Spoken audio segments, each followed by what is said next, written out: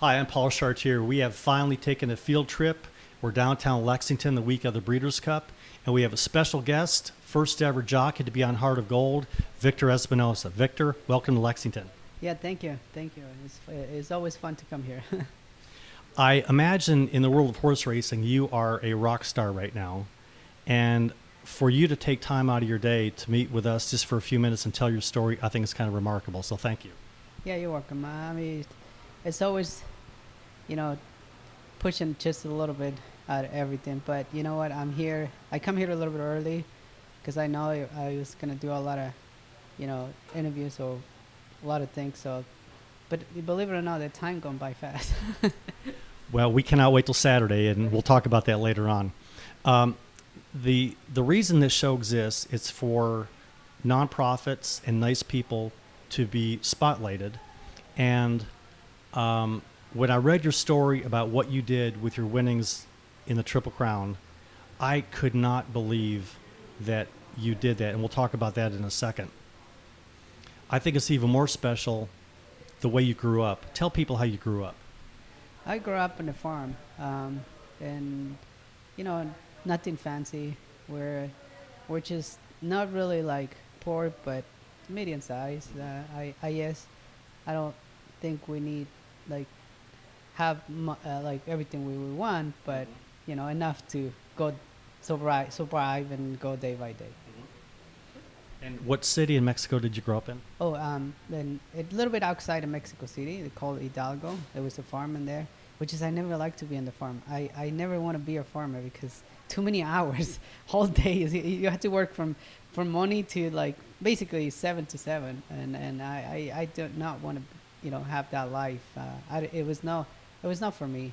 But now that I look back, how I grow up and how it's like a young child in there, and I thought it was fun. I think like I had the best childhood because here it goes in the farm. I can do a lot of things. I can go out of the field, run, and just get a mess in the dirt and get all dirty and all this stuff. And I think it was fun.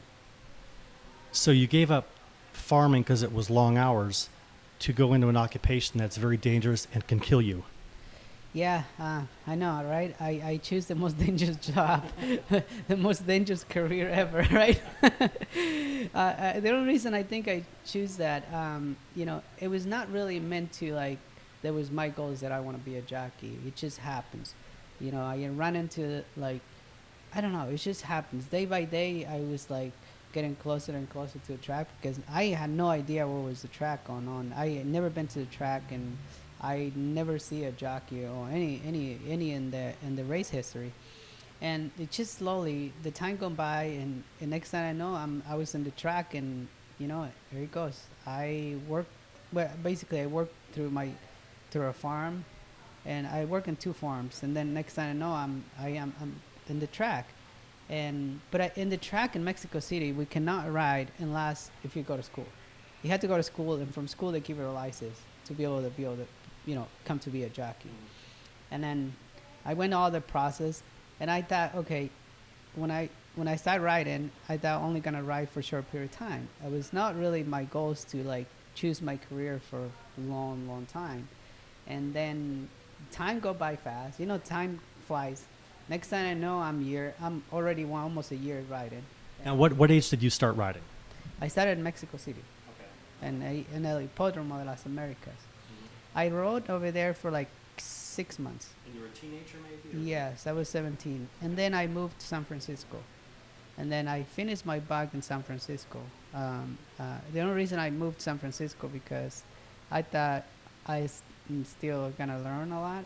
And my goals from that time, to go to Santa Anita, California.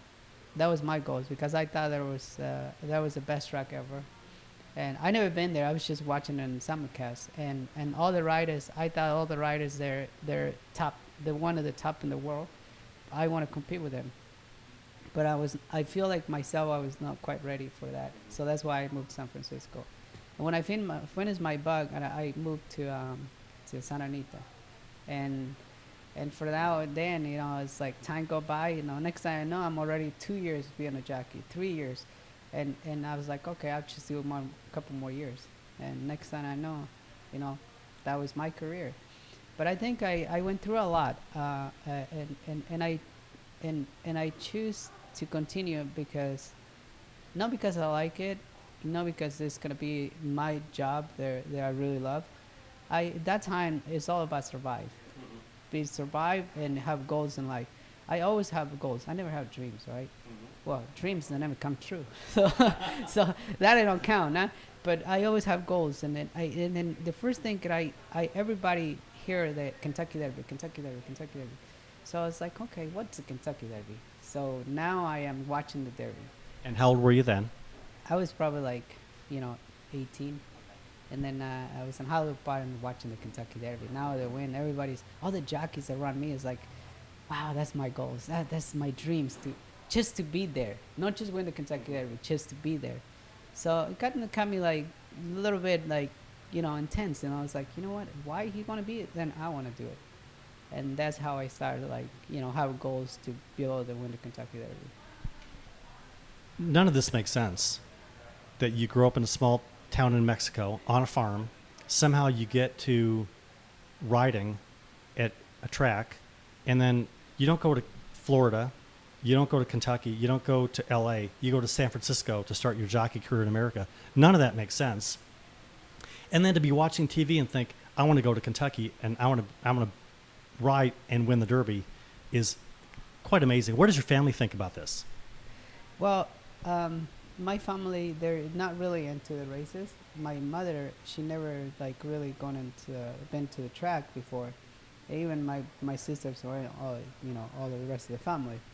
And my mother, one time she came to California. I was probably like 22 years old, and she came there and she stayed there like she's supposed to stay there 3 weeks, but after 1 week she wanted to go back to Mexico. That was her first time she'd been to the track, and then, she never really like, she was excited because she was gambling, but she never like really into like, oh yeah, you're a jockey. Or we never talk about my job. We never talk about how I do or whatever. The only time we ever talk about is like, how you okay? How you doing? You eating healthy or not? It's like, well, how are I gonna eat? You eat? It's like, can't eat. I write. Do they watch you on TV? They're after all these years, they started watching them last year with California Chrome when I almost won the Triple Crown. That's when everybody started paying attention at my career and really like looking and watching the races. This is quite an amazing success story. And again, I think it gives people an idea of where you came from to let them know why you're here right now. But what happened earlier in this year that you climbed on this magnificent horse and won the biggest 3 races of the year?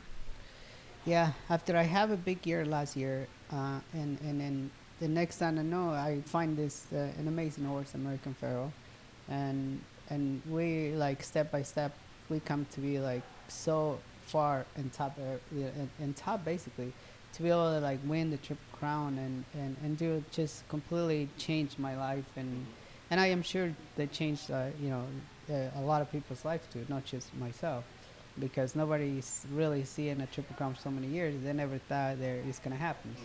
But probably I was the only one that think like this gonna happen. So that helped with me. Well, nothing else in your life made sense. So for you to believe that you could win the Triple Crown, it made sense to you. Yeah, absolutely. My career never makes sense, like you said. I don't know how I end up to be a jockey. I don't know how I end up to be like, where I'm at right now. But I always like have goals in life. Like I say, I never have dreams, but goals that I always have in life. I done one thing and I have goals for to do the next step, and that's how I probably, make me where I'm at right now or who I am right now. Also, a lot of times they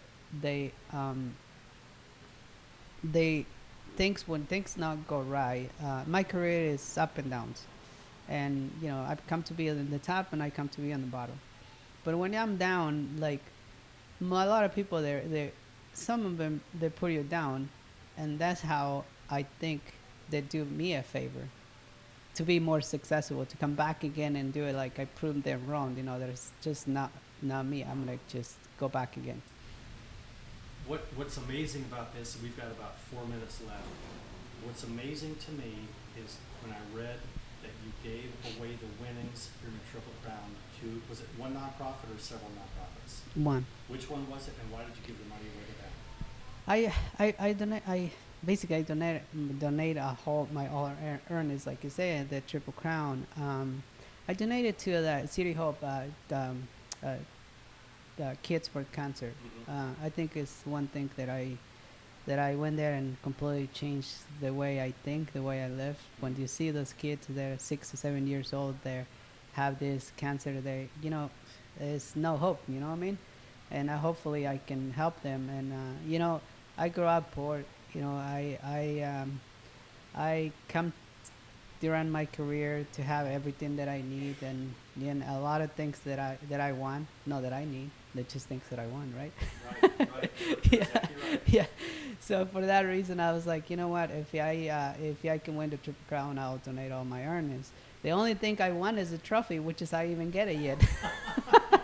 I'm still waiting for the trophy with Triple Crown. I can tell that you're a very humble person. You come from a modest background. And I think a lot of people, most people, including myself probably, you win that much money, you want to enjoy it and retain what you've earned. And it was a remarkable story that you have given your money away. And I think when people see this, they don't need to have everything to give everything away, and they can be kind to other people just like you have. Absolutely. I mean, for me, it's most important thing is health. You know, if my health is good, that's all I need. You know, and just, a lot of money is numbers, right? So if you have enough, more money, more problems, right? But if you have enough to live how you want to live, then that's all. It's all I need. I don't think I need to. See, now I think different. After I see those kids, before when I grew up, I want to be a billionaire, not a millionaire. I want to be a billionaire. Now I just need health. Most important for me is my health and just have a nice life. That's all, and that's the reason I donate all my earnings from the Triple Crown. It's an amazing story, and we've got a couple minutes left. What did you see in those kids that touched your heart? Wow, the way they're in their room, one solid room in the hospital, and they can't go anywhere because that disease they have. And they know they have that disease, but when I go there and talk to them, they're the happiest kids ever. They're like so happy. They're talk to somebody else and have a nice conversation. They don't even think about that they have days just to live. And who knows how many days. You just go day by day, and it's amazing. It's remarkable. It's remarkable what you've done, not on the racetrack, but the way you've impacted people. And again, it's the kids that you've given the money to, but when people hear your story, they want to do something that makes them feel as good as you feel in your heart. So Victor Espinoza, thank you very much. Thank you. Hey, thank you, guys. We'll put the website up, and people want to give to your charity. What's the name of it again? I think you can go to the City Hope website, and they can go from there. I really don't have a website, but the City Hope, they do have a website for them. And also they can follow me on Facebook, Victor Espinoza. You are a remarkable guy. Good luck on Saturday. I'll be there watching you. All right, You'll hear me in the crowd. Victor, thank you. We'll be back on Heart of Gold. Thank you.